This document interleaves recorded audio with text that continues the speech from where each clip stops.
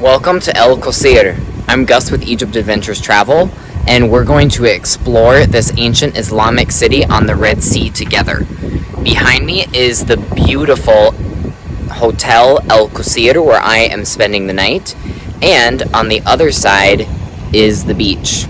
We are going to walk around the historic center of the city and visit a few places, most notably the Islamic fortress that still stands. Let's go! Everything here seems a little bit frozen in time, aside from the traffic that keeps going by on the road following the Red Sea.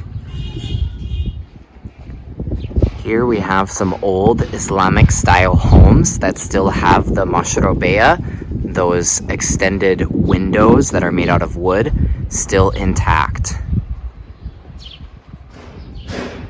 Mashrobeya, like the one behind me here, were used to cool off a living space. Air would go in through the window and they would place jars of water on the inside, and it would help to cool that air before it entered the house.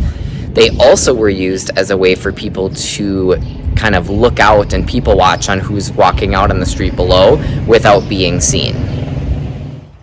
I'm here just inside the gates to the tourist entrance of the Ottoman fortress.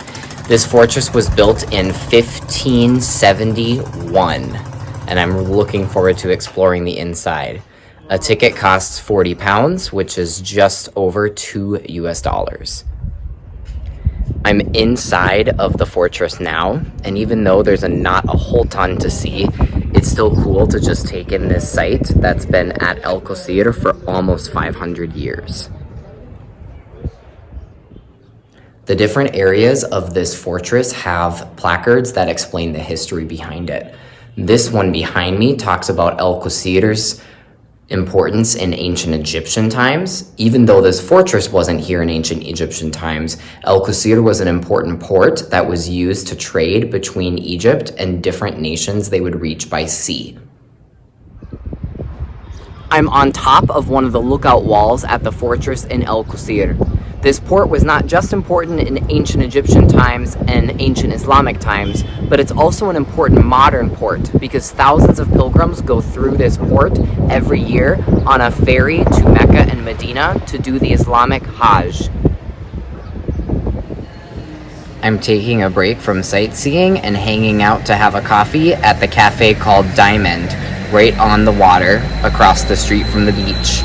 This cafe is also close to El Fardous, the restaurant where I'm going to have a delicious seafood feast for dinner tonight. I relaxed at the hotel a little bit, and now it's time for dinner. I am at the restaurant called Fardous.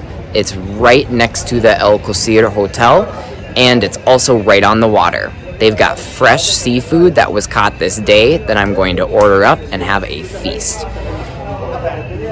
The sign is all in Arabic, but I'll put the location for this restaurant on Google so you can check it out when you come to El Quseir. So we've got all of the fresh seafood here that's been caught today. We've got some lobster, crabs, shrimp, calamari, some smaller shrimp, and then a bunch of different types of fish.